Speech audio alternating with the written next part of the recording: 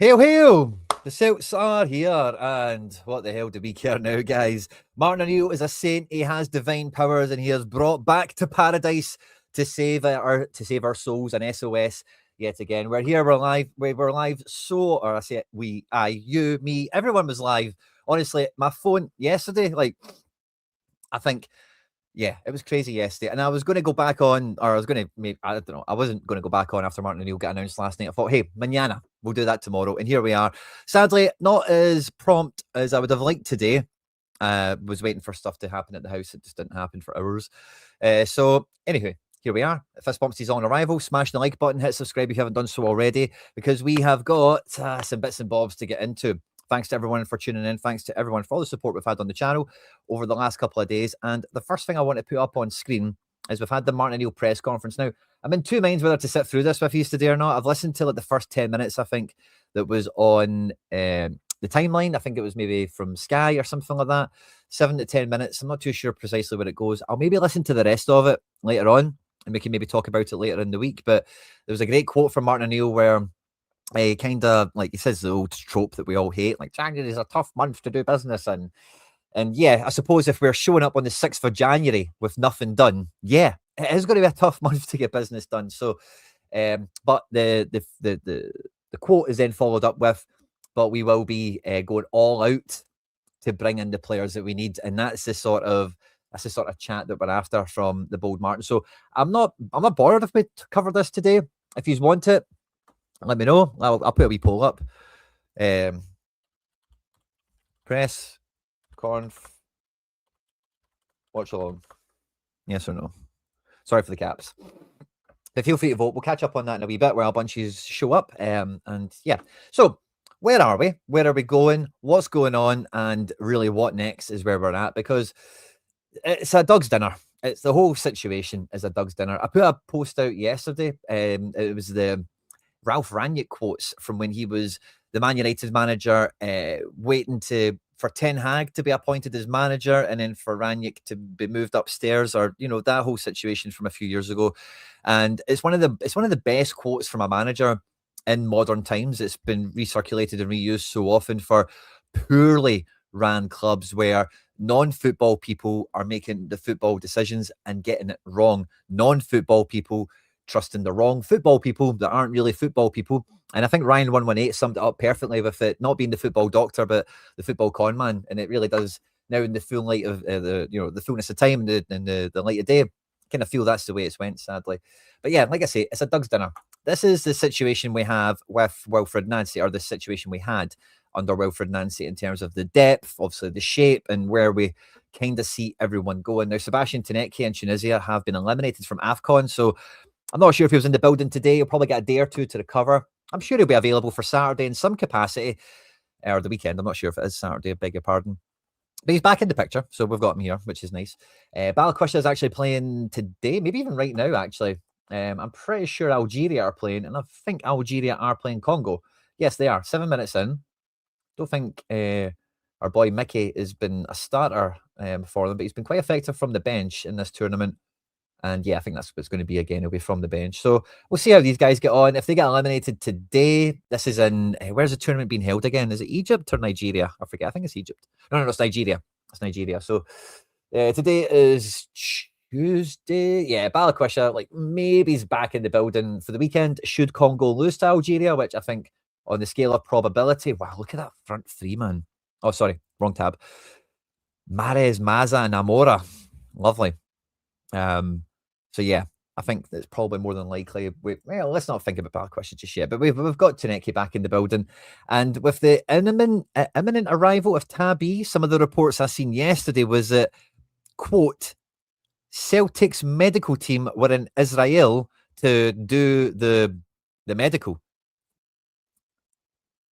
Why are we going to Israel to do? Why does this guy not fly to London like everyone else that we sign? They all go to London to do a medical. So I found that a weird quote, and it made me feel a bit sus about it. Like, there's no way we're flying guys to Israel to do a medical, surely. Or the tournament's in Morocco. Do you know the reason I thought it was Nigeria is because I could remember the AFCON advert that I really liked before AFCON kicked off, and it was JJ Okocha. It was quite Nigeria centric. So it's in Morocco. Thanks very much, James Johnson, for the intel, for the insight. And well, probably the best player to do a medical for, AR. Would you not agree? But yeah, good to see you all. Anyone else see screen black? Oh, sorry. If you've been in the live quite quickly, you might need to close it and open it again, Martin. I might have had the wrong. It might be when I had the wrong screen on it as well. And like coming into this window, the Araujo signing felt a bit weird because surely he wasn't going to be used at right centre back, and depth for Yang when we've already got Donovan. AJ, like it feels like it's basically a season right off. There's no word or inclination of when his return is. But anyway, that was a weird one, wasn't it? And this team now at GSP's out the building, and Amura's away back to Tokyo. It has a lot of work to get done. Now, I've already kind of set this up already, but this is how it looked under Nancy. And now we go back to Martin O'Neill. And there's a little bit of a tweak and a wee bit of a move around. Obviously, we've got the wee back four coming back in. We've got the front three shaping out a little bit better, more traditional in the Celtic way.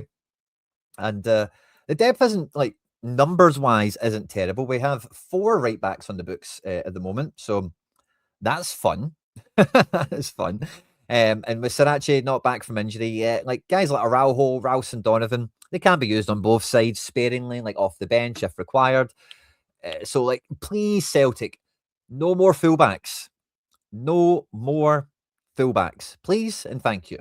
Centre back, however, is still an area of much discussion. We're all basically in the frame of mind that CCV is season over. AJ maybe not quite the same, but very much feels like Carter Vickers' season is a write-off.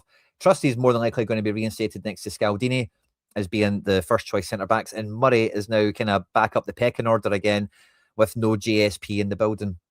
And without it being a back three, there's no Ralston getting in his way or Tierney either. So very quickly feels like we've went from maybe too many centre-back options when Scales and Murray were on the bench, and now we've went back to just having Scales and Trusty. So we very much do need a centre-back quite quickly. Now, I do want to say this quite early, right? Because I'm hearing a lot of people saying get rid on Vickers, right? Now, the channel's had some amazing growth this year, and particularly the last couple of months, right? But just to catch everyone up, I'm very much on the record that when we gave Carter Vickers this contract that he's on the now, it was a bumper 5-year deal. It takes him, I'm sure, to 28 or 29, I forget which one. He'd already had that injury record. And I think we can see with Vickers, we love the guy, the fridge. He's a monster. He has his clear deficiencies, and that's just, it is what it is. And I felt that when he got that contract, it was Celtic and Vickers agreeing, you're going to be here for the peak of your career, you know, and for better or worse, he knows with his injury record and his limited passing ability and his pace is maybe subpar for the level above us, that he sees, do you know what, this is as good as it gets for me, and that's not a bad thing. I'm happy to be at Celtic for 6-7 years and be Carter Vickers, win titles, be the man. So I don't want Vickers to leave. I'm not kicking the guy out the door. He's got a contract. No one's going to buy him off us. Let's just have it right. Nobody's going to buy him off us. Not for anything we would want anyway, considering the money we paid for him and the wages we give him. And the thumbnail's getting some traction. That was an AI image I get sent last time Martin O'Neill came round, and I thought, oh, that would be quite good to use as a thumbnail this time around. But Vickers to one side, it still is light on defence. You know, after the World Cup, who knows, maybe Trusty, this could be his last season. Scales, it felt like it might have been his last kind of little hurrah at Celtic under Nancy. So you just never know where developments and situations are, and you know, everything around that really. As I say, left back and right back, I've got no problem with that. But AJ and Vickers, we're just kind of leaving them to the side. We can't really, or we even just take them off screen for a moment just to clean it up a wee bit. We can't really be thinking about them in the immediate term. Duhan, of course, isn't in the picture. And before we move away from the defence, I think if Wilfred Nancy was the manager, we would definitely be looking at Sinisalo playing the next couple of games, almost certainly. But I feel this isn't going to be a decision that Martin O'Neill's going to make. I think Martin O'Neill comes back in, he'll crack some jokes about his dad not conceding those goals or something like that, you know. And, you know, he'll kind of straighten him up and get him back on. So I think Schmeichel, like, has been clearly crap in goals for the shots he should have saved in the last couple of games under Nancy. I think the number one thing we've all kind of, you know, became disillusioned with Schmeichel over is like his attitude, or just like the blame. And other people have made mistakes. I'm not saying they haven't, but and again, it's maybe the guy protecting his, you know, what you doing, exposing me like this and whatever. But anyway, I think O'Neill coming back in kind of gives Schmeichel potentially a second wind to finish his season off the way he would have liked. So I'm not expecting to see Sinisalo play against Dundee United this weekend. However, we'll get into some other bits and bobs. I could see Sinisalo getting some minutes in the short term, certainly, and we'll talk about that shortly. Now, there's lots of you saying home. Now, home, his loan was with LAFC for the 25 MLS season. That season ended, as we know, back in November or whatever. His loan has ended and he's returned. Now, there was a lot of articles circling around Odin Home, I want to say around the summer, and he has like a really bad like problem with his calves and blood circulation. And I don't want to go into details because it really gives me the heebie-jeebies, blood and veins and all that stuff. I'm a bit of a wimp in that case. But he says with what was it, Botox and some sort of other kind of therapy plan, he can manage it. The pain is like going down. He can play through it. He can manage it. Very much feels though that it is going to hamper his career and maybe limit any potential he did have. A former Golden Boy nominee, top 100, top 50 young players in the world type thing before we signed him. And that's certainly a player with a lot of promise. So who knows what happens with him? He's in the squad. Again, we can probably just move him to the side because we're probably not going to see him immediately, but he's in the frame. Maybe he goes on loan back to Norway or Sweden. Maybe we do something like that just to, because the LA loan, I think he only appeared like 2 or 3 times for them, and it was very fleeting at that. So he's not going to come in and be ready to play for us, you know, in any case. They'll need plenty of Botox for his calves, yeah. They will indeed. Paulo Bernardo is an interesting one because he, alongside McKeown, and I don't know what I think about the. We'll maybe chat about Negren and Hatate in a second, right? But Martin O'Neill got a great tune out of Engels and McGregor as the double pivot, an expression I'm not a fan of, but for lack of a better one. And that's going to be the mainstay in midfield. The team is going to be built around Engels and McGregor as a pair. And I think like Nancy, they showed like good partnership together. I think it was really born under Martin O'Neill personally, but I don't think there's going to be any changing of the guard in that sense. But PB has been getting some more minutes this season compared to seasons gone by under Rodgers and maybe not Ange. I think Ange played him a fair bit. Or did Ange have Bernardo? I think he did, didn't he? Oh, I'm losing my mind now. But McKeown has been a mainstay under Nancy, and I think, you know, played some of his most influential football at Celtic under Nancy in terms of like he was one of the main cogs in the wheel in any of the good passages of play that we spoke about was down to McKeown's movement in tandem with Maeda, fine. But in this system, in this shape, like he's not going to start over Engels and McGregor. Sure, he might rotate, he might come off the bench for these guys, but he's an attacking midfielder, as we know. And Bernardo fancies himself as an attacking midfielder. Negren's our top scorer. Hatate played some of the best stuff we've seen out of him in ages under Martin O'Neill. And you've got to think, after the sulk he's been in under Nancy, he, alongside Schmeichel, Scales, and one or two others, get that second wind and kind of go back to picking up where they left off. So I'm not really too sure where this leaves us because McKeown is probably going to be happy now to see the season out, but we all lip read him and we've all heard him in the media. He was one that was maybe pretty disillusioned, and you never know. But and this is what I was meaning earlier with like the Scales or one or two of these other guys. The ball might be rolling. They might be talking to clubs. Nancy might have said, "Screw you, I don't want you," like 2 weeks ago, and they might have went, "Right, cool, phone their agent, buddy, get me out of here." And you know, money talks and all the rest of it. So I wouldn't be surprised if there was like a left field departure in January because we've not even got the whole squad here. If we look at the whole squad and we include Palma and the Rocky and, you know, even, and, you know, Enamura's probably not on much, but even this whole squad, Ian Acho is on big money. Jota is on big money. Dyson will be on a penny. Balakwisha, Hatate. Taneki was signed for £5.5 million. There's no way he's on less money than McKeown, probably, for my kind of guesstimations, or Ralston or anything like that. And when you think about it that way across the whole squad, Sirachi's on a loan, so it's less of a kind of liability to the situation, as it were. But our wage bill, the board have been on record of saying it before, it's the biggest it's ever been. And when it's the biggest it's ever been, we've got this amount of heads in the building and we still are short in like quality and in some key positions. I don't see us mad pushing the boat out until a domino falls elsewhere, someone else moves on, comes in and buys one of our guys, whatever. And that's why because like, who is really a sellable asset here? It's not going to be Dane Murray. As much as most of you would want it, no one's going to be taking Anthony Ralston off of us. And even if he does go, like, what's Ralston on? what do we think he's on, like 12k a week or something like that, 15k? I think Taylor topped out at like 18 and he wanted 25, or I can't remember, but Ralston will be on like the lower end of that squad Scottish bracket, 10 to 15k a week. So it's not going to massively change anything compared to the wages that Balikwisha's probably on. Never mind a lot of these other players, Hatate, Negren, Iheanacho, etc. So it's a weird one. Now, when we get into the forward line, we've just mentioned Balikwisha and Jota. Now, so Jota got injured like 9 months ago, 10 months ago, and the longest guesstimation on when his return would be was January 26, which is where we find ourselves now. Now, there's still no sign of him, but I think we could, like, if we see Jota in the next couple of weeks at training, it won't be a surprise. It'll be kind of on schedule. So Jota, we've got to think, is going to come back into the picture at some point.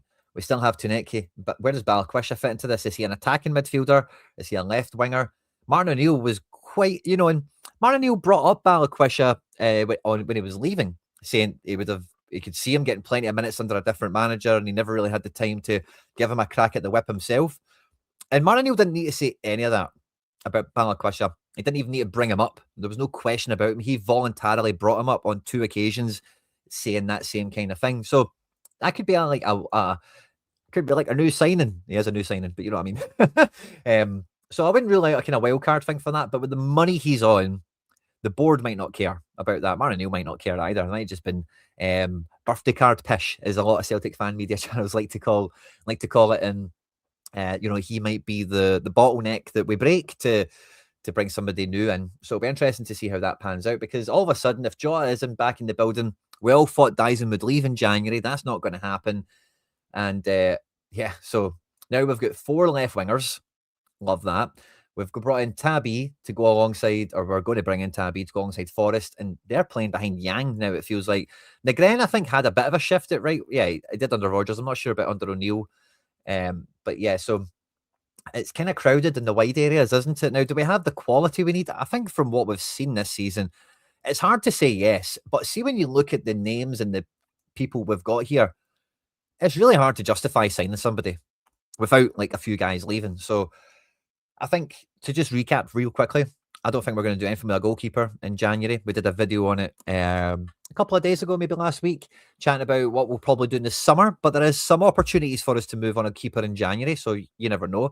Feel free to check that video out for more details if you want a bit more in-depth goalkeeper chat. There's no doubt about we need a centre-back. And like I say, with McKeown and Bernardo, like if they just sit tight for the rest of the season, I would like a new midfielder into the team.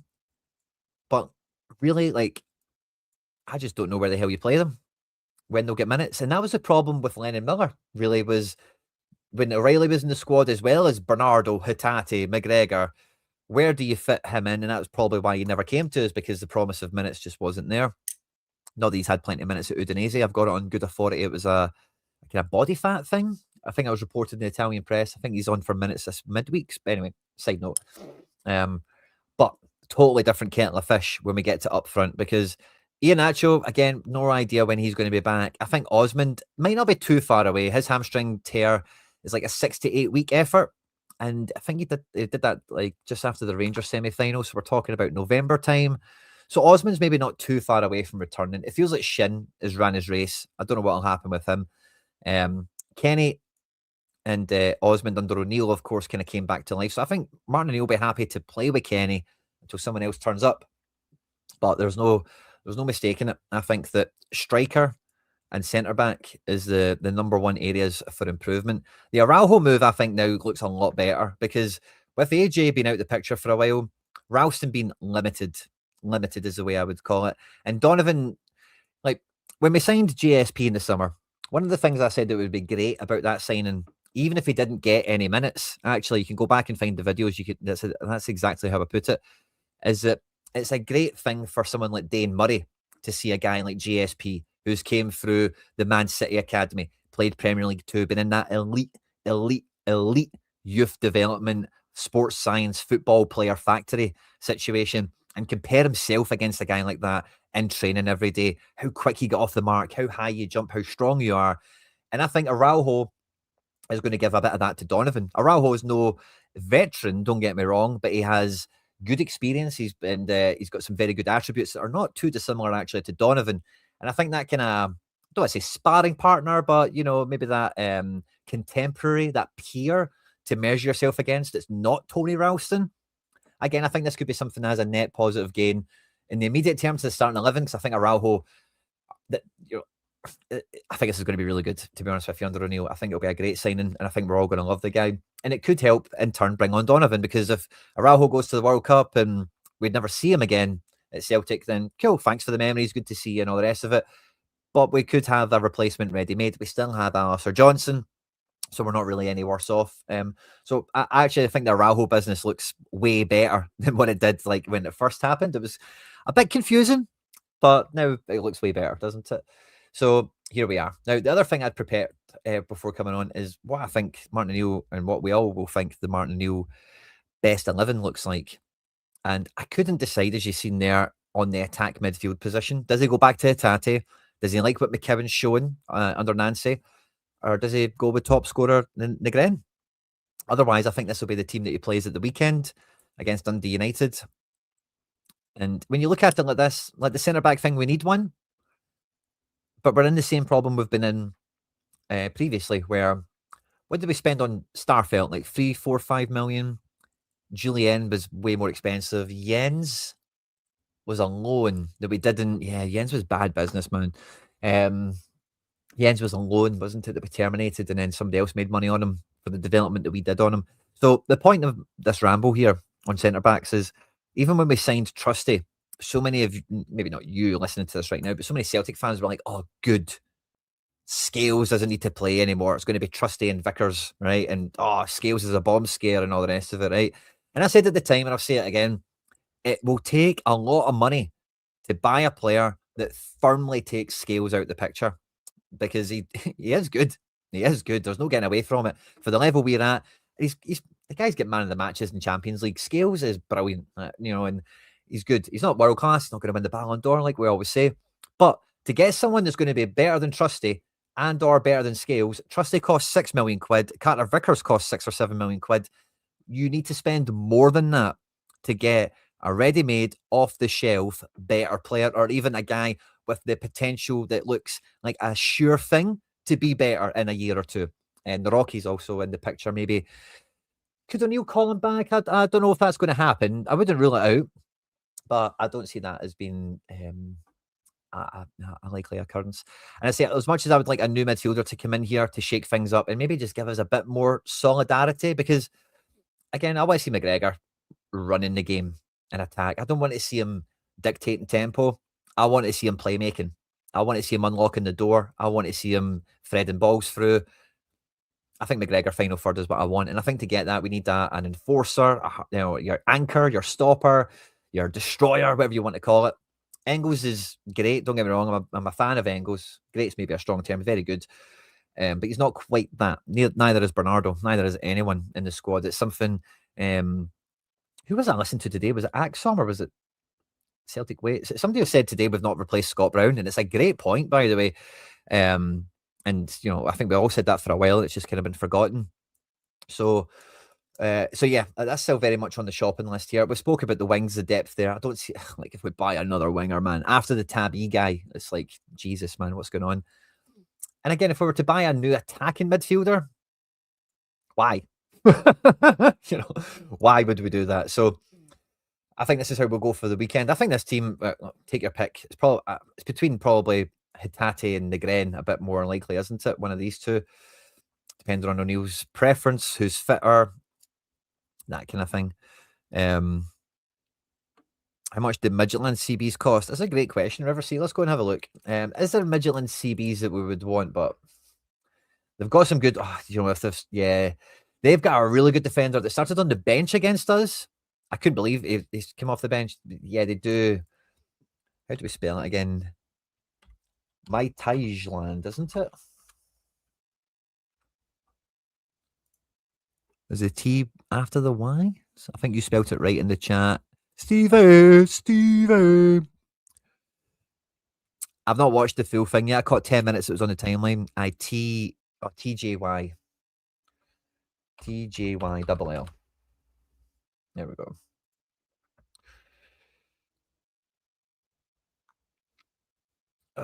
Yeah, Lee Lee Han Bum, by the way, if we could get Lee Han Bum, that would be brilliant. They signed him from Korea at like 18, 19. They've been really working on this guy. He played brilliantly against us. His transfer market value, it would cost about 4 or 5 times that to sign him, to be quite frank. The Ehrlich guy, Diao, very, very good. Rated at 8 million. Again, you're probably looking at 20 to get him. They spent big money on him from Sporting Lisbon, I want to say. Based, come off the bench against us. But yeah, you'd be looking at Diao or Lee Han Bum. And yeah, they're just not going to be in our price bracket because they will cost more than Trusty and Vickers, and we're just like incapable of spending that amount of money. It feels like nobody else really there worth looking at, is there? But yeah, time is of the essence. As we find it at the moment, we are currently 6 points behind Hearts, level on points and goal difference with the Cream Buns. We've lost way more games than them, way more. Look at Celtic, man. We have lost 6. With the exception of Falkirk, the only teams that are on that level are all bottom half. That is insane. That is insane. Pardon me. But yeah, with 20 games to go, I've been saying it for a while. The split is going to be crazy. It's all to do. And with the fixtures coming up, we are Dundee United away, Falkirk away, before we play Auchinleck Talbot and Bologna, before then finishing off January with a further doubleheader. This is going to be a huge week. Sunday, midweek, weekend, midweek. These 4 games here will be mega enormous. Let me put myself here so you can see that page a bit better. Sorry. Now, I can see Sinisalo playing against Auchinleck Talbot. I can see Sinisalo playing against Bologna. Let's see how it goes from there. I wouldn't even rule out. I think Schmeichel will play Utrecht. I don't know about Hearts. And then for the rest of the season, yeah, I don't know if I could see Sinisalo playing unless Schmeichel picks up an injury or he really excels, he being Sinisalo, with the opportunity he gets. It only goes up to match day 33 at the moment. The last 5 games, sorry, will be post-split fixtures TBC. How much would the bum deal cost us? I think, like, you're talking about the thick end of 10 million, I would say, Michael Ross. What did they pay for him? Can we check that out? Wouldn't have been that bad. They got him from Seoul. We buy anyone from Seoul? No, we've not. Ki Sung Young played for Seoul, but with Lee Han Bum. They joined in 2023, so yeah, 3 years ago. How old is he? 23. I said bought him at the age of 20. And when they bought him at the age of 20, he'd already been playing for a few seasons, as you can see here. Under 17 international and such. But yeah, they paid. They didn't pay much for him, 1.5 million. That'll be his. Would you cry it? His market value. That'll be where that is. Let's look at full stats. And Lee Han Bum again was a name I was quite familiar with before he came to Europe. Good kind of up and coming prospect.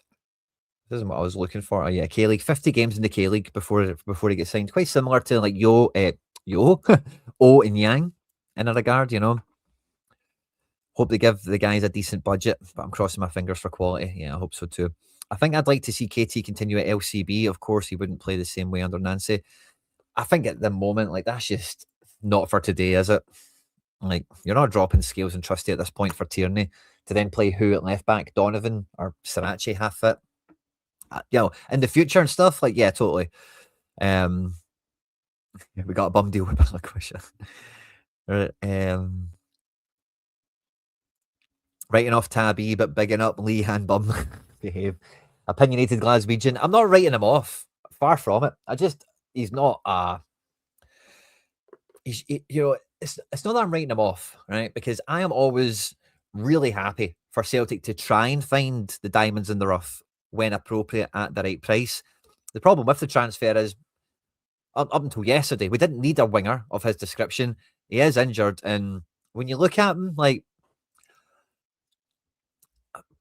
he's one of these guys. I wouldn't be surprised if you didn't see him until the summer playing friendlies and stuff, real in any material fashion. Who knows? We'll see.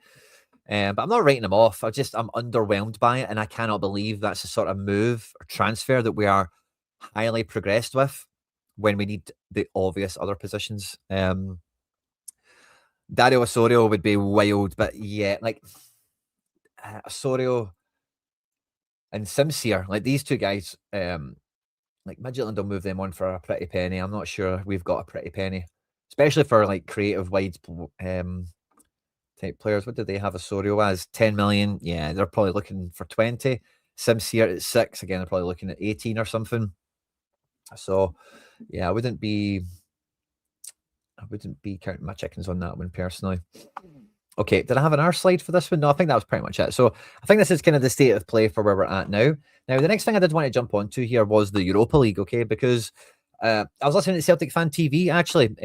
Earlier today, they went live as well as everyone else. And I'm not sure if it was just the one place where the quote really stuck with me. I'm not sure if anyone else has said anything similar, so forgive me if I'm not. But I heard Callum talking about, like, just chuck the Europa League. And I think maybe the other guy that was on with Paul and that said it as well. I'm like, what are you talking about? We're on 7 points. The number in here is, if you can get to 10, you'll be in the mix. We've got 2 games left. Who are we playing? We are playing Bologna. Where are Bologna? They're a wee bit higher. Yeah, they're up here. 3 games, 3 wins, 2 draws, and a loss. And like, Bologna are not that great. They're okay. You know, I watched a lot of Bologna under Thiago Motta, and they were really nice, really good. They've sold a lot of their players. Lewis Ferguson and Orsolini are pretty much the only remnants of the good little kind of run they had when they qualified for the Champions League under Motta. Oh, Ceballos. Stevie, you've got really good taste in players, mate. Ceballos, what was the problem? See, with these Boca players, there was a little gang of them that came through. Ceballos, Almendra, there was like 3 or 4 of them, and one of them was like, one of them was a wannabe gangster, like a ticket, you know, wanted to hang about with all the gangsters and stuff like that, and was out partying and all the rest of it. And I think that might have been Almendra. I'm not sure. If it was Almendra, then I think Ceballos might be very injury stricken, because they had a lot of good prospects coming through. At the same time, River Plate had Julian Alvarez, Enzo Fernandez, and 1 or 2 others. Boca were kind of minced, but Boca had like this little crop coming through in and behind. And yeah, none of them have really happened. He's won a lot of stuff, don't get me wrong, but I just don't think he has reached the heights that was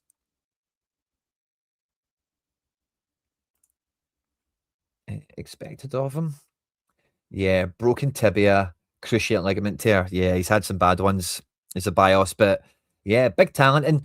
And with the Chelsea scout coming in, and, you know, us looking at South America, this is a guy we should look at talent-wise, but again, injury records seem to be something we are like a moth to the light with.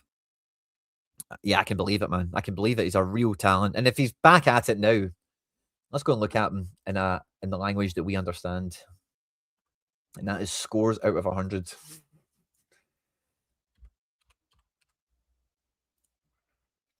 So let's have a look at Ezekiel Ceballos against River. Oh, yeah, he absolutely kicked ass there. 90 out of 100. Got fouled 4 times, which is really a nice thing to happen for your wingers. Actually buy you some free kicks. 2 attempted assists, a big chance, few passes into the final third, 3 shots on goal. I can believe it. But yeah, he's not quite been the hype boy that he was of yesteryear. He's kind of flattered. I'll show you his Almendra. I can't remember the other one, but there was definitely like 3 or 4 of them. Almendra's good as well. And again, maybe I'm getting them. Almendra, Ceballos, there was another one. And definitely one of them was like, you know, partying and hanging out with the wrong folk and whatever. This guy's been kind of back at it, playing consistently. Not been that prolific for goals and assists. But when you see these numbers getting over the 40s, you know that he's contributing well in the match, just generally. So they kind of, if you see these little limey greens, they're cool. And if you get a big kind of yellow, they're okay games as well. Yeah, he's got some talent as well. Racing Club probably don't command as much of a transfer fee for a guy like this at 25 as Ceballos would from Boca Juniors, for example. Ceballos 2 years as junior. But the Europa League is something that again, I was talking to Paul John about this. It's been something that frequently comes up now. But one of the beautiful contradictions of Celtic is we want to be Champions League. And now at this point, it's like, we've just got to win the league, like screw Europe. But at the same time, it's like, it should all be about Europe for Celtic. And I'm not writing this off at all. If we go away to Bologna and get anything, then we are cruising into the knockouts, because our final game is against Utrecht, who have not won a game yet. They will be chucking in the towel, you know, like away to Celtic Park. I'm sure they'll send a team over and stuff like that. Don't get me wrong, but they're not gonna, they're not gonna have the fight of the dog in them, or whatever that expression is precisely, you know. I said at the beginning of the tournament that this Europa League was going to be brutal. Look at Feyenoord, 1 win. Salzburg, 1 win. Rangers, we expect to be down there, okay? But Nice, 6 losses out of 6. Big French team. Who else is kind of underperforming? I think you'd even say Lille are in that category. Ferencvaros, by the way. Ferencvaros, Freiburg, and Betis, the only 3 undefeated teams remaining in the tournament. And the only ones that are really excelling is Lyon, Midtjylland, and it now appears Aston Villa have kicked on a fair bit. Betis not doing too bad either, of course, undefeated, like I've just mentioned with Ferencvaros and Freiburg. But we don't need to get up to those positions. We just need to make sure we stay above this blue line. And like I'll just show you again for anyone that is kind of newer to the channel. If you look at the Europa League in this format last season, the bubble was 10 points. Some people made it, some people didn't. If you can get to 11 or 12, you should be fine. And the way the league is panning out this year, it feels like it's the same kind of points target required, you know. So on 7, with Utrecht at home last game, you've got to think we're going to get to 10 points, yeah? So with the Bologna one, yeah, do you want to like risk like Tierney for 90 minutes or bring somebody straight back from injury and throw them into the deep end? Maybe not. I think you could start Sinisalo in the game for like if we did lose it and stuff, it probably wouldn't be the end of the world. It would be a great game to test him in, you know, really like see what he's made of.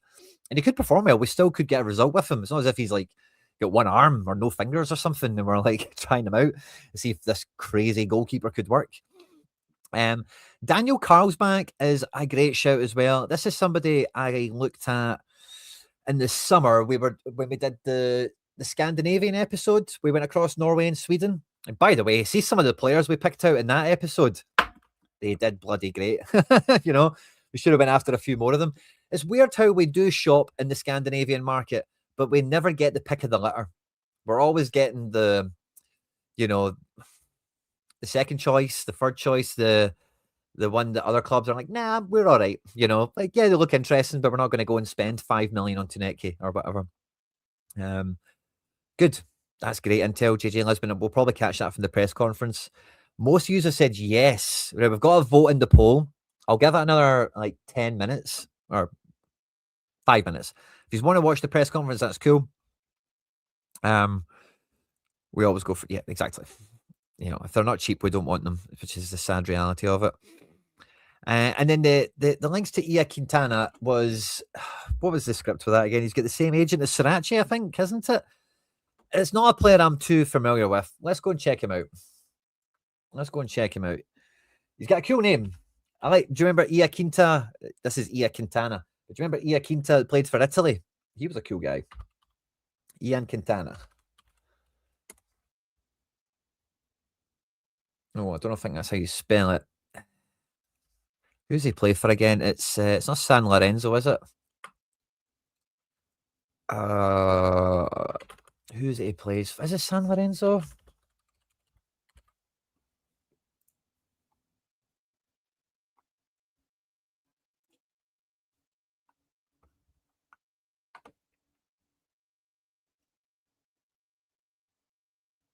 Nah. Let me go and find him. What did you say his name was? Ignacio Ia. Oh, is he a Quinta? No, it's not. I'm just going to search Ia Quinta in case that is what comes up. I thought it was Quintana or something as well, but no. How the hell do you spell his bloody name? Wasn't San Lorenzo? Oh, was it? Oh, Red Bull Bragantino, of course. I think it's a similar strip of colours, isn't it? Bragantino.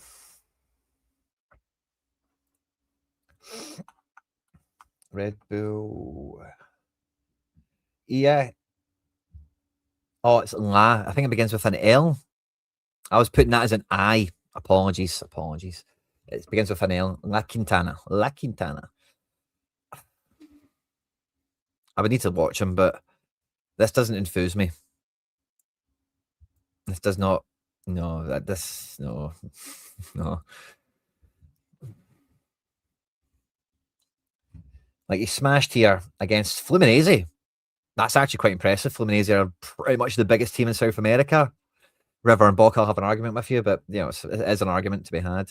And Cruzeiro, not a bad team either. I don't think Red Bull Bragantino do well in the Brazilian league either, so maybe there's a wee bit of context to be added, but certainly not a regular, certainly not prolific. Yeah. Is Quintana Portuguese for Quinny? It might be. Yeah, I think it was like his agent phoned us up. He's got the same agent as Sriracha. I think it would have been one of those, the fish jumps in the boat again. Oh, Flamengo. Yeah, Flamengo. Oh, you know, I think I got Flamengo and Fluminense muddled up my head there. Stevie, great catch, by the way. Thank you, mate. Perry. Too much. Between McInnes not wanting to sell, Bloom not wanting to sell. And if you're Shankland, would you even come to Celtic? Yeah, I think I had Flamengo in my head when I read Fluminense. That will annoy them because they are huge rivals. Really sorry for that. I think so too, JJ Lisbon. I think with Martin O'Neill. So the reason I kind of looked at Midtjylland for a minute, because Martin O'Neill definitely likes Midtjylland. He's seen them up close and personal twice this season. And if they had somebody we wanted, I could see him saying to the club, bloody buy him, you know? So that's why we looked at that in a bit more detail. But I think generally we will be looking a bit closer to home. Now, I get sent this as well. I think it was Asim that put it in the chat earlier about Callum Wilson. Callum Wilson has a worse injury record than Scott Sinclair and Iheanacho. And I know Scott Sinclair wasn't that bad for injuries with us, but it was terrible down south. And yeah, no thank you. No thank you to Callum Wilson. Prisk. Oh, I know Prisk. Where does Prisk play again? Prisk. Oh no, maybe I don't. Maybe there's another Prisk.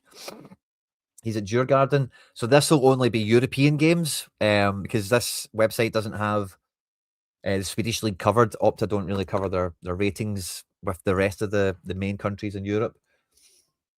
So Augustin Prisk. In Europe, he's done, I guess, halfway okay. This is all this season, isn't it? Where are we? No, it's not. April 25, mate. This is all last season. Djurgården haven't been in Europe this year. I need to check him out. I think there's somebody else by the name of Prisk that plays in a top division. Oh, was he at Midtjylland? Okay, maybe that's why I know his name.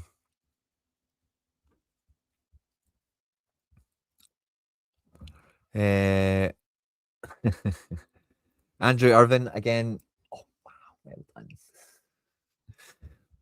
I don't think that's happening now. I think that's lazy paper talk.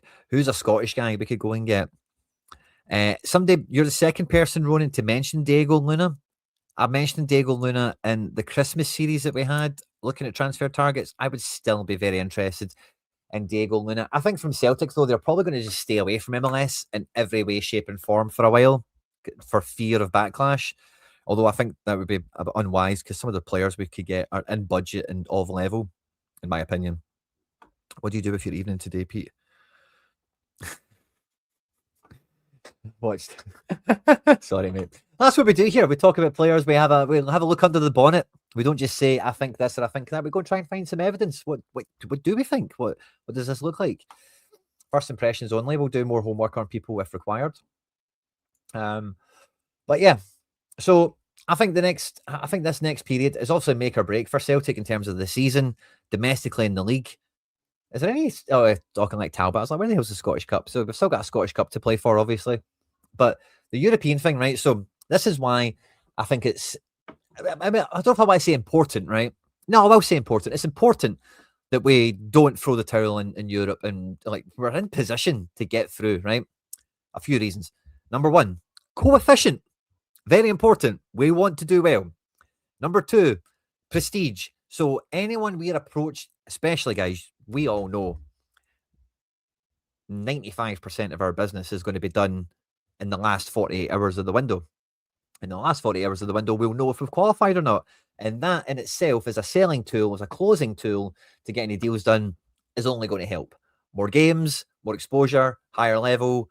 Part of being at Celtic is playing in Europe, and you'll get to play in Europe in a knockout stage. And we may have a glamour time, we may have a winnable time, we may be thinking about, oh, we could have a couple of games, you know, and go that way. So that the third one is money. And the fourth one is reps. Last year, we had 10 European games. the 8 games in the league and then the 2 against Bayern Munich. The most Champions League games we have ever had in our history. Ever. 10, not including qualifiers or anything. So to have 10 Europa League games this year, I said before the Europa League started, that is like minimum to be like a neutral situation. Obviously, things have changed and complexions and the reality of the whole season, the squad and the outlook of everything has totally changed. But coming into the season, I thought if we didn't qualify, it would be failure. If we qualify and we get to 10 games, then it's par. That's what's expected at Europa League because we're meant to be Champions League. So to do anything less in Europa League would have been a failure. And for it to be a success, I would want us to have 12 games in the Europa League.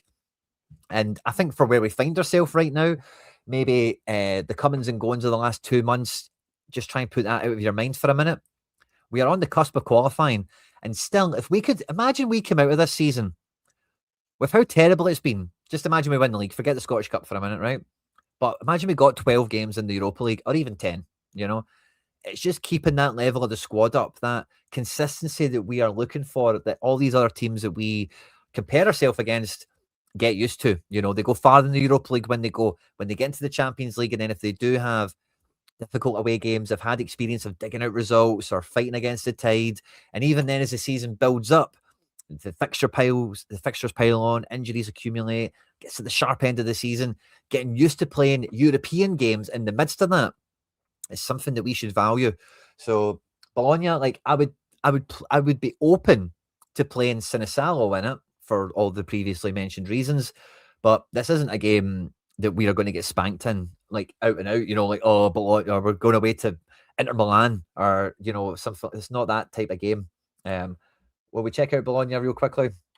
Just for a wee tiny bit of added context. In the season so far, they find themselves in 7 wins, 5 draws, 5 losses. Yeah, for a team that was Champions League 2 seasons ago, it's a tough league. Como doing really well. There's a lot of big players in here. Lazio are mince. Atalanta are falling off after losing their manager. And yeah, this is just kind of, wow, Fiorentina. Oof. Do they have somebody we could nick?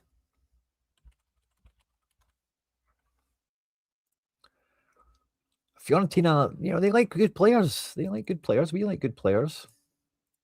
It's not what I want to look at. I want to look at this.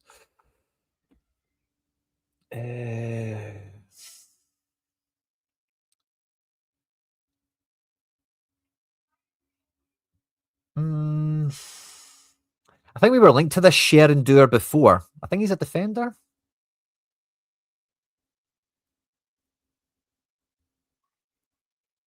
Yeah, I'm not too sure. Camuso, a defender, he's kind of young, but it's a bit of a risk.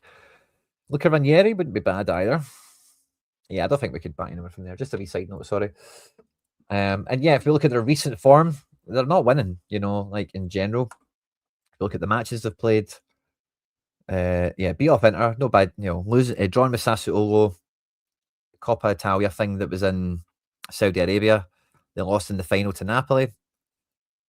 They lose to Juve, 10 men. They beat Celta Vigo 2-1. Draw with Lazio, 10 men. Beat Parma by 1 goal. Beat Salzburg, who are mincing out. Cremonese beat them with Jamie Vardy up front, or Jamie Vardy off the bench maybe. Beat Udinese, beat Napoli. Well, that's a good result for them. Fair play. 0-0 with Bran at home with 10 men. This is kind of what I'm talking about. 2-2 with Fiorentina with 10 men. Again, we could dive into the game, and did they get sent off in the 89th minute or something like that? Maybe a bit of a false indicator there, the red cards in some cases. But overall, like, I think you can see here that they're not anything to be feared at all, you know. And I think it's an important factor for us because also, like, we want to go into the summer buying properly, and we just want confidence in the building. We want, yeah, well, I think we just want those reps. I'm just going to zoom in on this a bit more. So they've got a really good keeper that I'm a big fan of. I love Polish goalies, as you might know. I think we all do at Celtic, don't we? Lucas Skorupski. He'd be a great Celtic keeper, by the way, but at 34, it's probably not going to happen. Defence, there's some good guys here, for sure. Midfield, Lewis Ferguson, Fabian, Fruller, Bernadeschi. Up front, Orsolini. Dalinga's okay, but he doesn't really score. Chirwa Mobley, the veteran, Nothing to be madly scared of. So yeah, like honestly, I'm not throwing the towel in on this. I'm not thinking about screw the Europa League. There's much more than just this season for Celtic. And I'm not saying like forget this season and focus on the Europa League or anything, but we want to come out this season with every win we can possibly get our hands on. Yeah, Discipline. Yeah, Ronan. I think you're yeah. Emil Home, yeah, he gets a good write up. I've not see since Thiago Motta left Bologna, I kind of stopped paying attention to them. I've seen bits of it, Emil Home, but I'm not professing to be right up on Bologna. I know enough of the players. I've seen enough of them in general, and yeah, that's where my opinion comes from. We'll get up to speed a bit more closer to the time, I'm sure. I never heard him speak, but I would highly doubt Paul Tisdale would be able to talk on his own for 45 minutes. Thank you very much, mate. I didn't even know that was going to be a compliment. I thought it was a Tisdale thing, mate. So thank you for the compliment. I appreciate that, mate. Smash the like button, like, subscribe, share, and retweet, and all that good stuff. I'll end the poll there. You all want to do a watch along for the press conference. We've been on for 50 minutes, but guys, I'm not sure if I don't know. Should we do it? I'm just catching up with the chat. For Cagliari, Adam Aubert. I don't really pay attention to Cagliari, so I'm not too sure about him.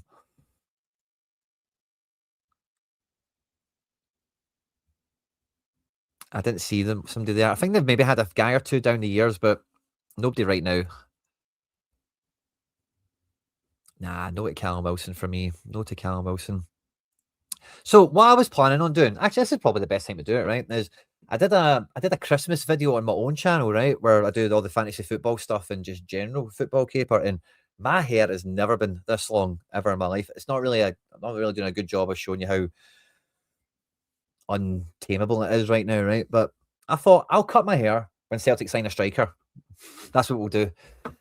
So I think that's what I'm going to do. I'll maybe I'll make sure I'll plumb it up and stuff like that and put a wee picture out probably, but it's genuinely like I can get all the way to my eye. You know what I mean? My hair's never been this long. I would shave my head every summer. My missus hates a skinhead, but so I kind of need to keep it sometimes. And then in winter, I like to keep a wee bit on. But anyway, yeah, I think we'll make a bit of a joke out of that, a bit of a crack, and we'll do haircuts when we sign a striker rather than top of the league. Imagine we didn't sign a striker. Sign, not loan. Sign. Oh, I might be giving myself a real problem here. CDM. Tall and physical, nice. I didn't know his like build or anything, but I knew he was like a deep CM. Actual defensive midfielder. That's good to know, Ronan. He could be interesting. But we're playing against him, so they're unlikely to sell him to us, aren't they? They wouldn't be able to play Europa League in any case. Let's see. You guys are firing away today. Chat is on it. Please hit the likes, guys. It really does mean a lot. And if you're on your phone, you can do a thing called hype. It's where the live chat is. There's a wee button, you'll see it. You scroll to the right and you hype. It's just like liking, but you only get to hype 3 things a week. So if you do hype something, YouTube really puts a bit of onus on that. Cambyses, Boyson. We're not signing a keeper in January. Well, definitely. Quinny, not till we win the Champions League, man. Oh, Jesus, can you imagine that? I wasn't really going for any type of haircut. Togo Umeda, nah, I'm much more of a tanny boy, as you know. Wolves, you know, that's not a bad shout. That's not a bad shout. I think, like somebody mentioned before, we probably will be shopping local. And I think Wolves are probably quite ripe for the picking. They've been circling the drain of the Premier League for a few seasons. They have been downsizing their squad. It really feels like they're gone, man. And if they do have any players that are Santiago Bueno, sign me up for that. See what all you guys want for a right-sided centre back. Santiago Bueno is exactly that guy. Agbadu, I wouldn't mind either. We were linked to Hugo Bueno in the past. I don't think that's going to happen anymore. Yerson Mosquera, I would take in a minute. Kieke is, or how you say this guy's name, he's only just arrived there. So I doubt he's going to run away from the Premier League. I think he'll stay the full season and try and get an internal Premier League transfer later. Most of these guys are going to see the season out. Arias might go back to South America. Hwang Hee-chan isn't coming to Scotland. Neither is Jorgen or Tolu. And then these guys, like, nah, I'm not taking the risk on them. Love the name. English market's too expensive. Yeah, I think like we could probably pick some pockets, but I think is the thing as well. A lot of you guys like to talk about World Cup prospects that aren't getting game time, like Julian Araujo and one or two others. I think that's a good angle to exploit if possible. But there's just not that many of them around. Somebody was asking me yesterday, now that Martin O'Neill was in, who would I want to sign for striker? And it wasn't mine. I think it might have even been you, Stevie. Stevie Ray's in the chat. Stevie, yeah, it was Stevie.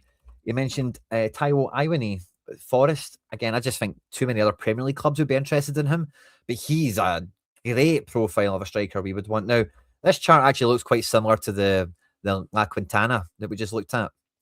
But it is Premier League, and it's like under Ange and under Dyche, he's been kind of benched. But under Nuno and such, like Iwani, like when he's fit, and again, when he's fit and firing, very much he's got the physicality and the technique to play Premier League level, very clear. Previously from Forest, he was at Liverpool and a bunch of other clubs.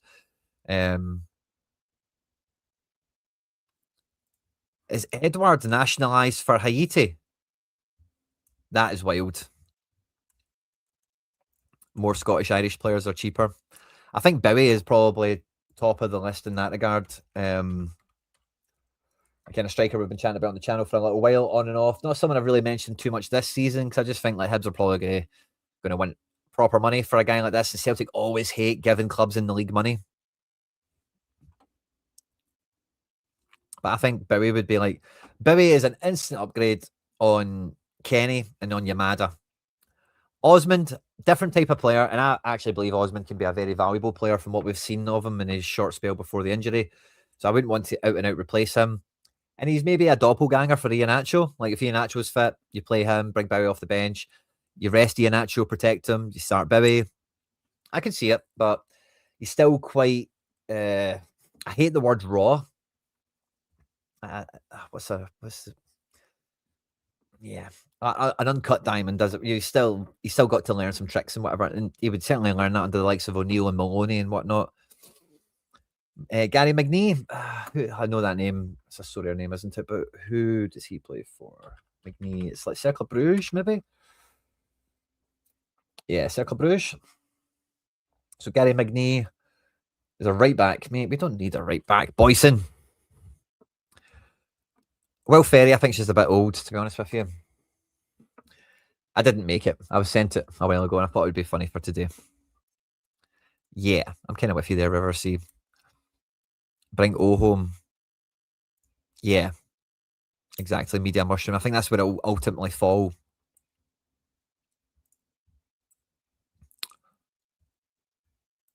Nice. Gilberto Mora, Glaswegian. Great tip, and we'll remember you there. Thomas Bobek. Somebody mentioned that name before. Might have been you throwing it back in again. I didn't jump on it, Bob Check. Sorry. I think you said he plays in like Poland or something like that. Yeah. I'm done with the Polish market, to be honest with you. He's a wee bit taller than me.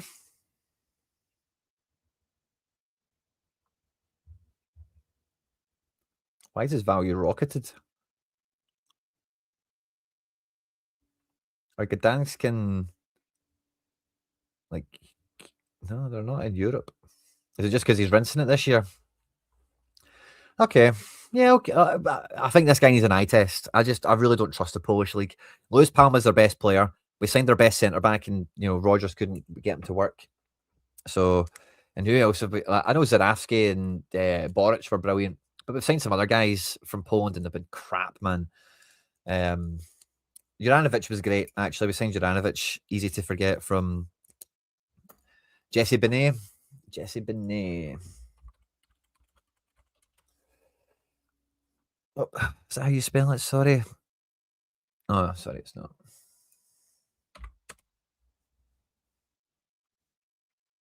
Mate, he's 30. No, it's not going to happen. I'll need to go digging. Oh, wow. Oh, mate, I would love Jordan Larson. I would love it. But Copenhagen are still in the Champions League, I'm sure.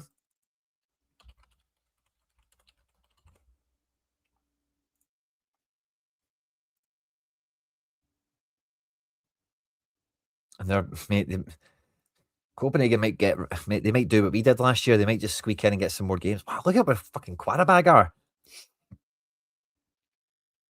Bodo, no wins. 3 points. They could maybe rescue it for a bit of a long shot, isn't it? Kairat. The mighty Bruges. How the mighty have fallen. Not really looked at the Champions League table this year.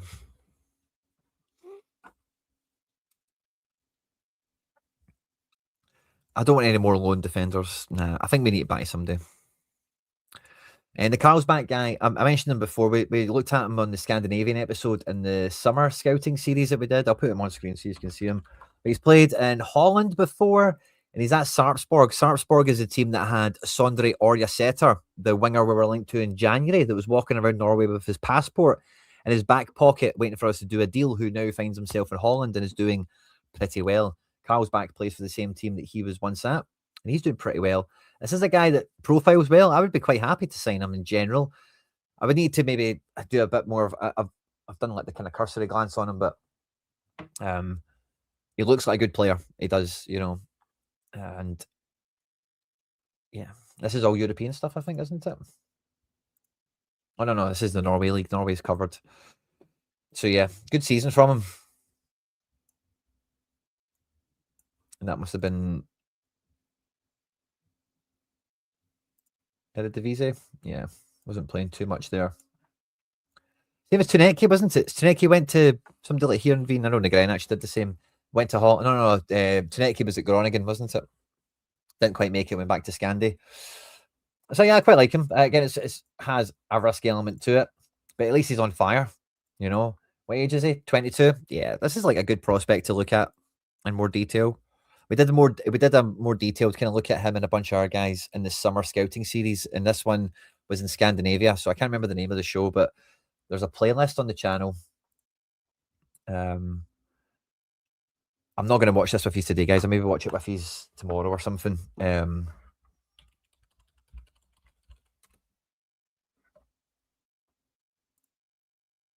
It does look creepy there. Sorry, guys. It looked better when I was making it up. Let's see. Where is it? Summer Scouting. That one. If you check this playlist. Hail, the Celtic. Shut your dick. Final episode. Old Gold.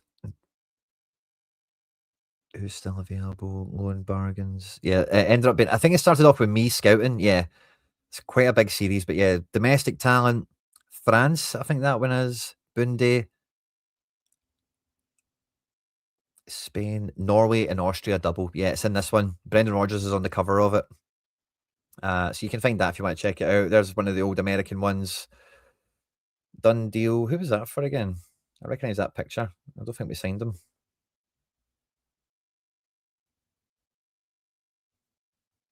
Oh, Jesus. How many videos have we made this year? Yeah, I'm kind of out of puff now, guys, to be honest with you. We're just kind of looking at transfer marks and doing all that kind of caper. I'm excited Martin O'Neill's in. I think the season is rescuable. And I think like we could get to the end of this season and sincerely think like it's Copenhagen. Yeah, fair enough. Copenhagen. Chips, cheese, and pussy. El Yanusi still plays for Copenhagen. He's one of their most important players. Oh, mate. I never even thought about that. The thing with Jordan Larson, right, is see if we played him centre forward, he would do a lot better than Maeda has, right? But he would kind of look like Maeda, where he's like he played up front. I watched every match essentially Jordan Larson played in Russia. I really like that Spartak Moscow team. Domenico Tedesco was the manager. He's went on to be the Belgian manager. He was in Leipzig. He's now at Fenerbahce. He's a guy I would love at Celtic at some point. Anyway.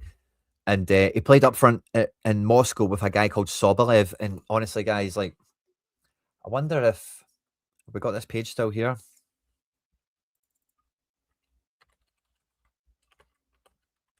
Jordan Larson, Spartak.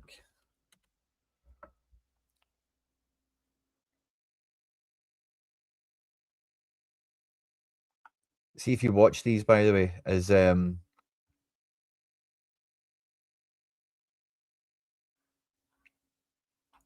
his play with Sobolev, it was just like watching.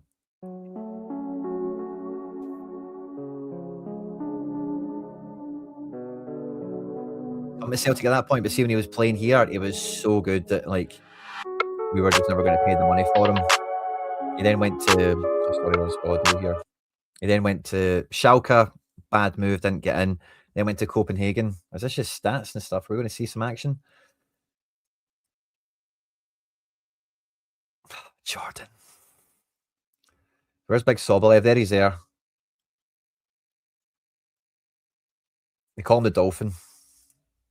Is there any good like link-up play with Big Sobolev we can see here? Assists? Yeah, this could be it. He sets the big man up. Look at that ball in. That's the number 2 he sets up. I think that was a fullback, Ayrton. But this was a great season. I really enjoyed watching it. I better watch I don't get copyright stricken. There we go. Chris Sutton for Larson. You see that one? Squeeze it through the lines. Chris Sutton. Oh. So like Larson would be incredible, man. I would really much like it.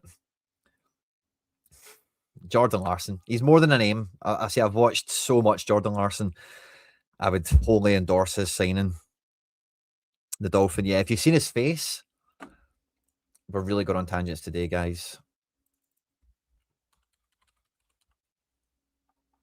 He's got a really famous clip where he's playing for Spartak and he starts a fight with Zenit, and then he plays for Zenit. But I think it's his face. Like this, say, it looks like a dolphin. I'm sure that I might be I'm sure it's dolphin, but they make fun of him for the way he looks, and I'm sure it's dolphin.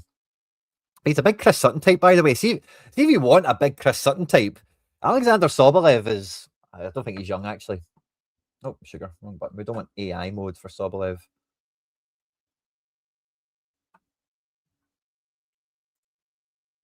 Just do it all. Again, buying guys out of Russia isn't really going to be the thing, isn't it? 28. Aye, Jordan would be wild. I'd love Jordan Larson. But if Copenhagen qualify to the next round of the Champions League, they're not selling somebody like Larson. He's quite an important player for them, but he doesn't always play. I think he's like features 80-90% of the time. Yeah, I don't think he'd be. I think Copenhagen got him for essentially free because Schalke got relegated. They weren't playing him. I think the contract just fizzled out. So yeah, I don't think Copenhagen, have got much liability on the move.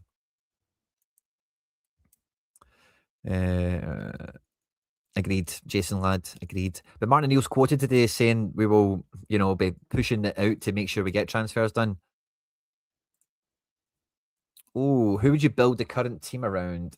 So Martin O'Neill is alluded to the fact that he might try and stay as Celtic manager. He'll go to the summer and he'll evaluate his own energy levels and appetite and whatever, and he might try and put himself in the ring for next season.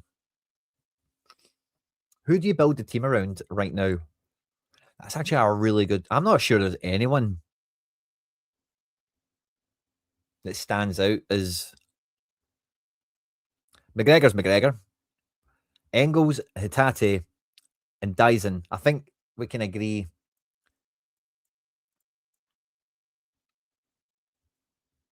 Over the next 2 seasons, summer, January, summer, all 3 of them are probably gone.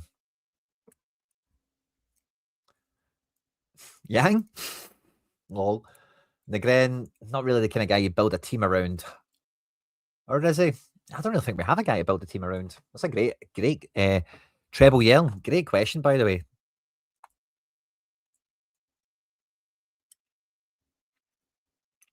Yeah, well, Cal Mack, isn't it?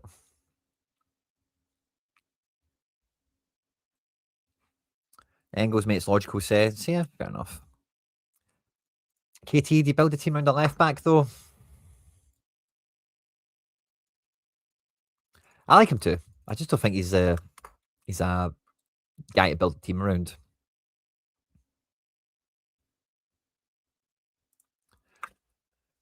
Jackie Makis would be fun, but I don't think that's going to happen, is it? That would be the move, Coffee. That would be the move. Get a couple of young strikers in and really then work on feeding them. And that's how you build the team around somebody. How do we feed them to win matches? We need wingers that deliver from deep, or we need wingers that get to the byline, or we need a We need a creator in the middle that can thread the eye of the needle to break the offside trap or anything like that. So yeah, that's a great shout. Oh no, I think Engels will thrive again under Martin O'Neill. His head might have been in the clouds under Nancy and such, but Ben Doak, that's a kind of great shout, but it's just not going to happen, is it? And yeah, GG's. Yeah, I just don't think that's happening really. Yeah, Simon Fideni, we're on the same page there, I think. This is a new name I've never seen, so I'm very intrigued. Let's have a look at this one. Probably be the last thing we do. You're laughing there, right? But John McGinn, I think will play. John McGinn, I'm less convinced on Andy Robertson because we've got Tierney, right? But John McGinn's definitely going to play for Celtic. I think McGinn will get his 10 years at Villa and then come back up the road. He's had chances to leave Villa to go to the likes of Everton, West Ham, those types of teams in the past. He's loved it at Villa. He's like their captain. I don't think he leaves anytime soon. I don't think he leaves them for anyone other than us. Unless he gets some sort of crazy move to... Yeah, your guy, Duro Sinmi. I don't know how to spell it. But that's not how you spell it, buddy.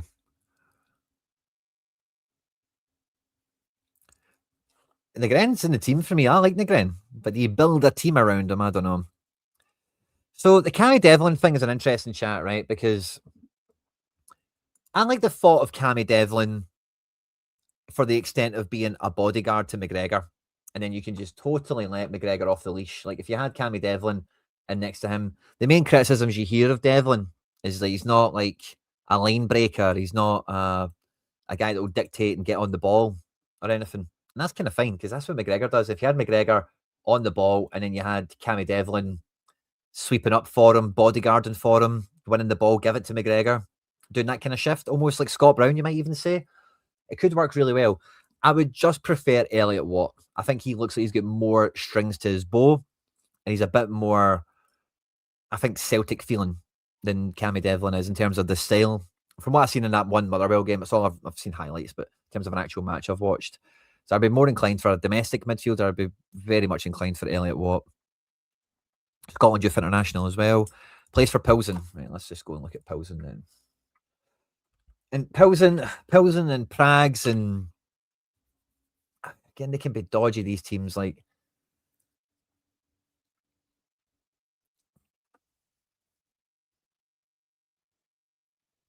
but again, the good thing about Pilsen is that like their fan base isn't far off ours in terms of like ferocious and such. 23 transfer value has just jumped up big time. Mattia Vidra still playing. Oh, sorry, you haven't got the same screen as me. Sorry. Mattia Vidra still playing at 33 years of age. That's fun. I liked him back in the day. And then here's the guy that's been recommended. So he's won Czech second division championship. He's 23. He's kind of came up the ranks. It looks like they're moving now to the big boys in town, Pilsen. He's a big lad. He's a big lad. Oh, they've been playing Europe, Pilsen.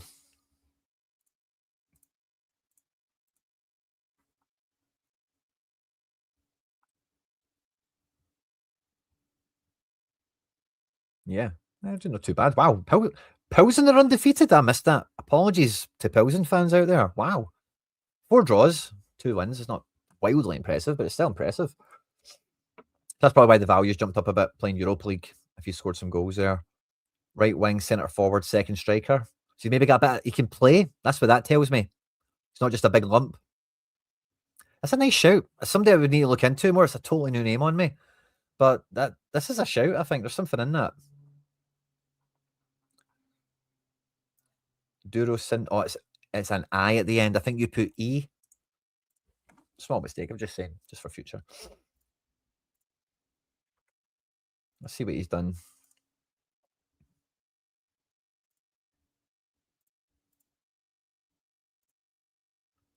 Europa League. Champions League. Why has he got Europa League here? Oh, this is last year. So they must have got to Europa League playoffs last year, signed him from wherever they got him from.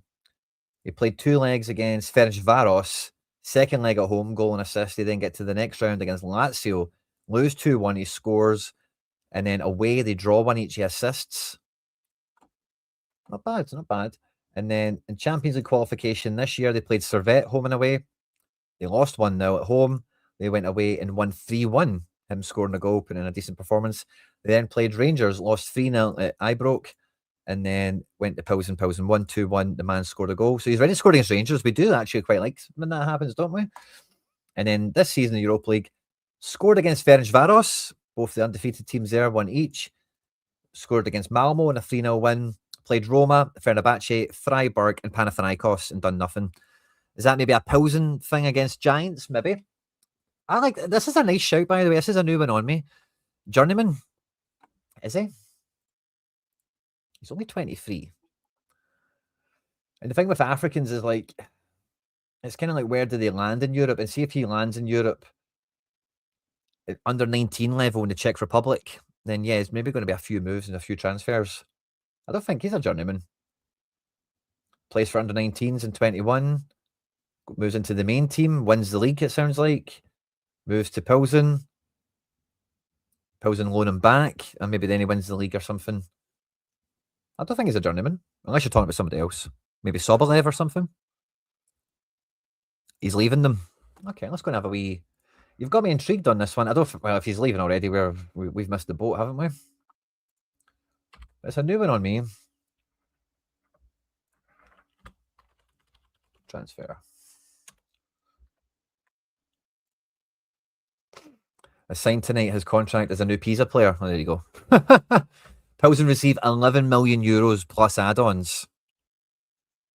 Just showing you, man. Just showing you, like, you know, you need to spend money. Nobody comes cheap. Now, is there maybe that's a Serie A club coming in, so you try and squeeze a few more quid out of them? Maybe. But Pisa, not exactly a rich club, you know. So, yeah. Nice chat, guys. Nice chat. We've kind of went down the rabbit holes of transfers and whatnot. Thanks to everyone that's tuned in today. Martin O'Neill is back. The season is going to get back on track. It feels like, oh, little tiny side note, by the way. Gary O'Neill, loosely linked to the Celtic job last time around, is replacing Liam Roos Sr., the new Chelsea manager, at Strasbourg. Now, I said at the time about Gary O'Neill, RE Celtic, good coach, good manager. Don't know if he's got that extra bit to be a Celtic manager. If he does well at Strasbourg, now he's not.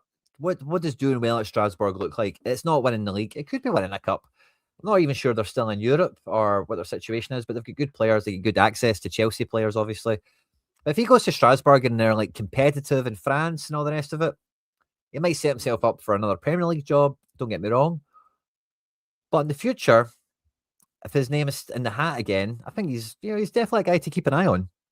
He's a good coach, Gary O'Neill. Very good. Nice. He's a good guy to listen to as well. If you ever listen to him do punditry.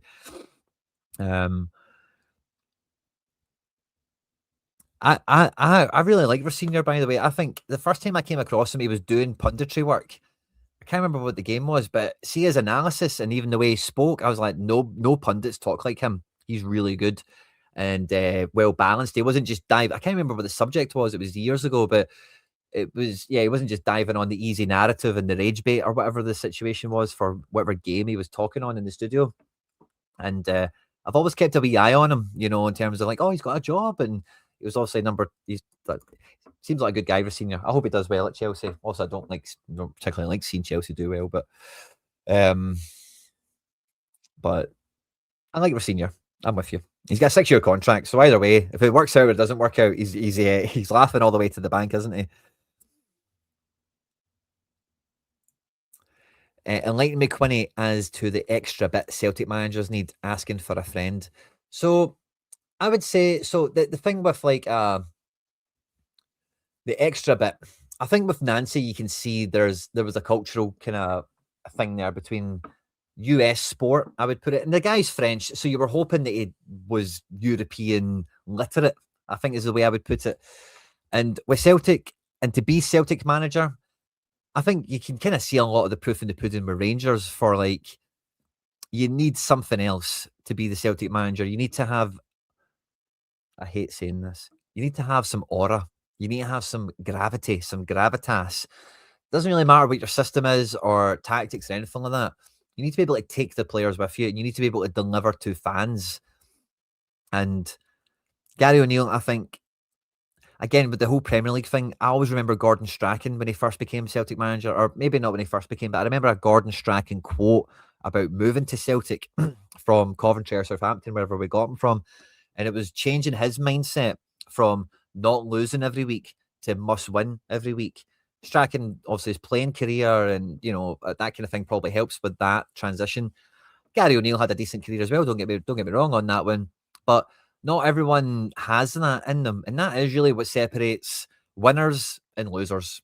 Really, for the most part, is that it's that extra unquantifiable 5% of unifying a team together. Because again, like one of the things Nancy really failed in is being a manager, managing the situation, dealing with the situation in hand, and not being an idealist on tomorrow will be better and just think positively and things will be okay.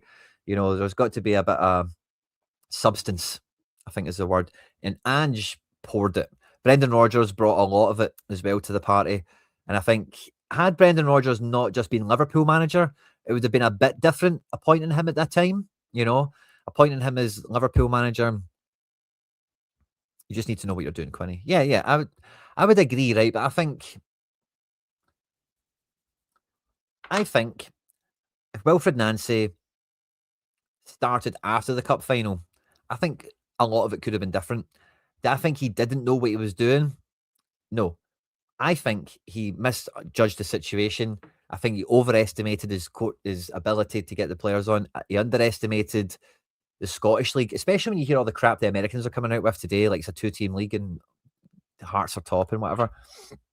But these guys, but everyone outside of Scotland, they do look at it and go, oh, you signed for Celtic, you'll just win the league and stuff. Brendan said it about Balikwisha and other players where, from the outside, it looks all nice and rosy, but it takes a lot of hard work to do. And I think it's that, it's not just knowing what needing to be done, but it's not taking it lightly. It's taking it seriously. It's knowing kind of what the crux of it all is. I would agree he was out of his depth, but I think there's plenty of evidence on the pitch that he clearly, whatever his training sessions were, the players took some of it to the pitch. And considering the lack of time and quality that he had, I don't think you can say he didn't coach the team, or he didn't know what he was doing in that regard. I think out of his depth, misjudged the situation, overestimated himself, underestimated Celtic, underestimated the opponent. I would go along with all of that. Should have did what Brendan Rodgers did. Joe Hart said it when he retired. Brendan didn't change anything that Ange did for 6 months. Nancy would have been again, imagine Nancy came in after the cup final and he actually did just slowly tweak things. It would have been way different. So I don't think him not working at Celtic is really down to his coaching, on the pitch. I think it's everything else. Man management, I guess, media management, I suppose, as well, decision making, and all the other stuff that we've kind of mentioned already. Again, it could be ego. You could maybe wrap it up in that word. That's fine. I could agree. I could agree to that. They know nothing about football, but they know everything about soccer, it turns out. And John Barnes, by the way, must be doing cartwheels. That he's no longer the worst manager in history, I suppose, eh?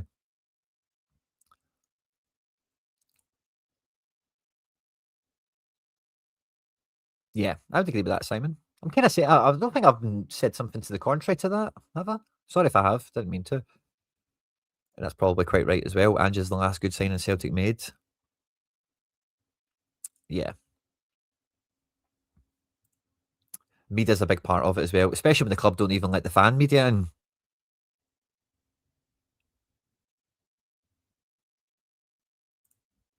Yeah, that's again. I don't think that's coaching. I think that's managing. And I said this with Paul John, where I just think he was deer in the headlights in matches. He's too busy looking at us, like are the guys doing what I need them to do, and who's in this position, and move the defence, just offside trap, and all the other opponents we've had. They know their own team. They're in sync. They've been balanced. All these guys have been in situ for a while. They look at us, and then at halftime, I just think he was out managed game management.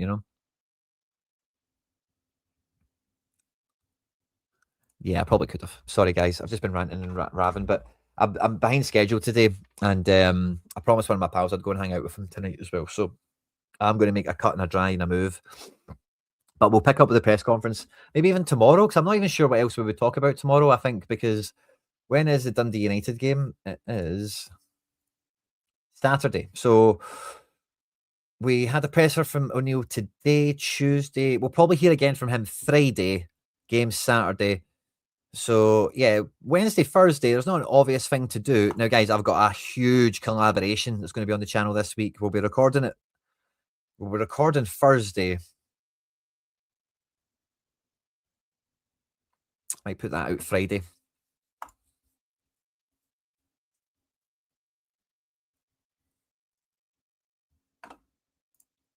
Yeah. I want a Celtic manager that's won something. I don't think you can be Celtic manager having not previously won something. It's one of the things I thought gave Nancy credibility as a candidate when I did the, the top 5, the top 10 list when Brendan left. Like, winning is criteria to be Celtic manager. Gary O'Neill hasn't won anything, and again, other managers that have been mentioned, again, they've not got a medal around their neck. I find it hard to get behind it unless they're like a super up-and-coming coach, or they've been at the top level at good clubs, but not clubs that win leagues and cups because they're in France and England and stuff. Maybe Gary O'Neill falls into that category slightly, but yeah, good. Let's hope so, man. Martin O'Neill knows a player. There's no doubt about it. And imagine Jordan Larson. I kind of get that image out of my head now. Spartak Moscow, Jordan Larson clips are legit, by the way. I recommend them. But again, thanks to everyone that's tuned in today. Like, subscribe, share, and retweet. Thanks to all the support. 2026 has started off in the craziest way possible. And yeah, we'll be back tomorrow to talk more on it. I just wanted to lay out where we're at. We've got the squad, we've got fixtures, we've got upcoming tournaments and stuff to go after. And yeah, we're right in the throes of the January window. What do we need? I think unequivocally, we need a centre-back and a striker. And if other people were to move out, I would love a new midfielder. No more fullbacks, please. No more left wingers, please. We're already bringing in a right winger. So yeah, like I don't think there's big volume of business. It needs to be done, will be done, but it's quality.